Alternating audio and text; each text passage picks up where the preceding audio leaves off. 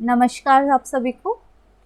आ गए हैं एक और वीडियो के साथ। तो इस वीडियो में बात करेंगे कि नॉरसेट 5 का जो एग्ज़ाम होने वाला है उसकी क्या क्या रिक्वायरमेंट्स हैं, कौन कौन उसमें अप्लाई कर सकता है, क्योंकि बहुत सारे बच्चों को कन्फ्यूजन रहती है। तो उस कन्फ्यूजन को क्लियर करने की एक छोटी सी कोशिश है इस वीडियो के ज़रिए। तो चलिए स्टार्ट करते हैं। नॉरसेट, इस बार नॉरसेट में 3 इंस्टीट्यूट्स इंक्लूड किए गए हैं। 3 कौन कौन से? एम्स दिल्ली और एम्स के जितनी भी ब्रांचेज है, रायपुर, छत्तीसगढ़, एम्स झज्जर, ये सारी चीज़ें जो हैं इसमें ऐड की गई हैं एम्स के ओवरऑल इंडिया के एम्स में जो भी वैकेंसीज़ हैं।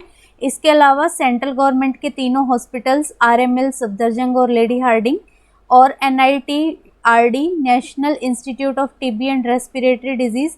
जनरली बच्चों को कन्फ्यूजन रहती है कि इन तीनों के लिए क्या अलग अलग फॉर्म फिल करने पड़ेंगे, अगर हमें सिर्फ हम किस चीज़ के लिए अप्लाई कर सकते हैं, कैसे अप्लाई कर सकते हैं।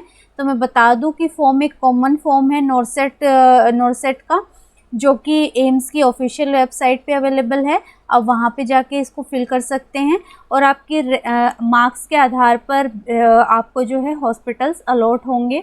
तो इनके लिए अलग अलग फॉर्म्स नहीं फिल करने हैं, सिर्फ एक कॉमन फॉर्म फिल करना है जो कि नॉरसेट का फॉर्म है। उसके बाद जो भी आपकी रैंक आएगी उसके हिसाब से आपको हॉस्पिटल्स की अलॉटमेंट की जाएगी। एसेंशियल रिक्वायरमेंट्स क्या है? BSc नर्सिंग या पोस्ट बेसिक नर्सिंग या BSc पोस्ट सर्टिफिकेट, और रजिस्टर्ड नर्स होना चाहिए स्टेट काउंसिल में या INC में, और डिप्लोमा होना चाहिए GNM का।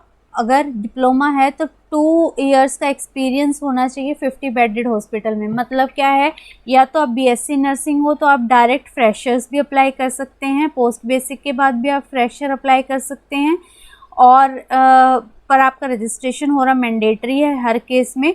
अगर आप जनरल नर्सिंग के स्टूडेंट्स हैं तो आपको 2 साल का कम से कम 50 बेडेड हॉस्पिटल में एक्सपीरियंस होना चाहिए।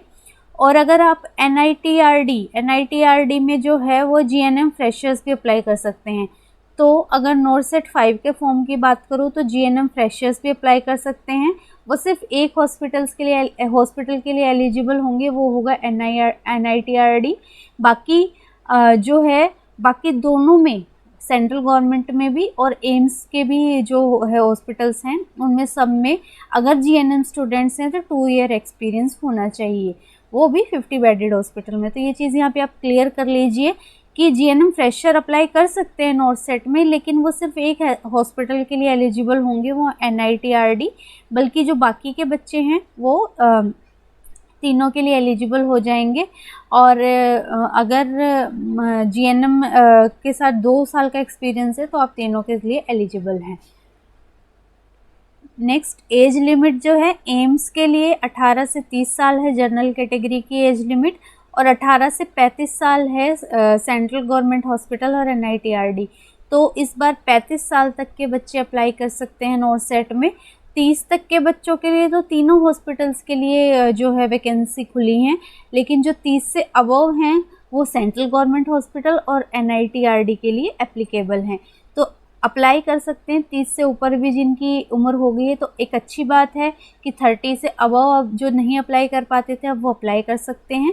तो ये यहाँ पे क्राइटेरिया है कि एम्स लेगा 30 साल तक की एज वालों को ही।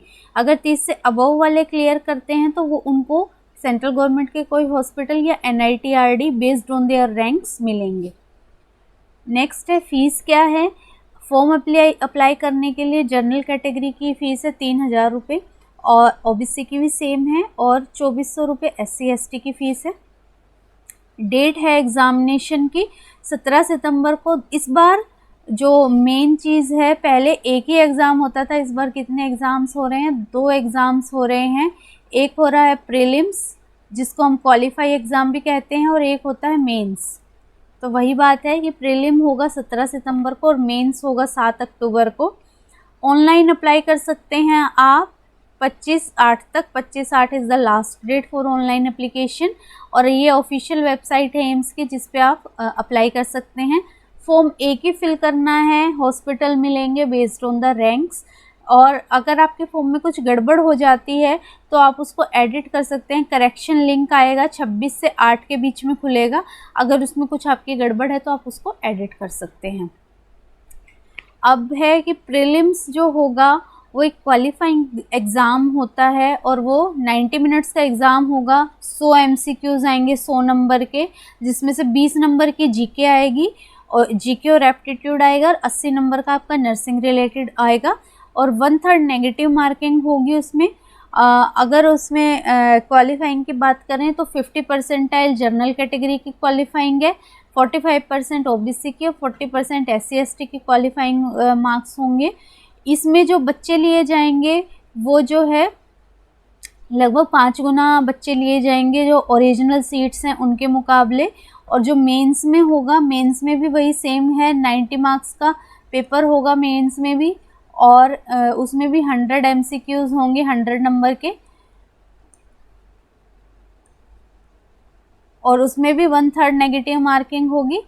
और उसमें जो पेपर में क्वेश्चंस आएंगे वो सारे सिनेरियो बेस्ड क्वेश्चंस आएंगे। सिनेरियो बेस्ड का मतलब है कि आपको कंडीशन दे दी जाएगी और उस बेस पे आपको ऑप्शंस को चूज़ करना, मल्टीपल चॉइस क्वेश्चंस ही रहेंगे लेकिन सिनेरियो बेस्ड क्वेश्चंस रहेंगे। तो ये है सिनेरियो का क्या मतलब है कि आपको कंडीशंस दे दी जाएगी, प्रैक्टिकल सिचुएशन दे दी जाएगी, उसमें से आंसर करना होगा।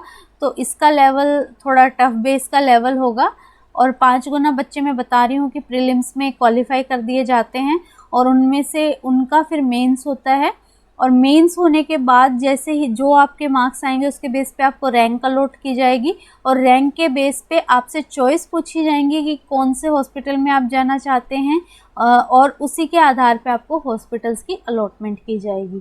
तो ये सारा था नॉर्सेट 5 के बारे में। अगर आपको कोई भी क्वेरी है तो आप पूछ सकते हैं।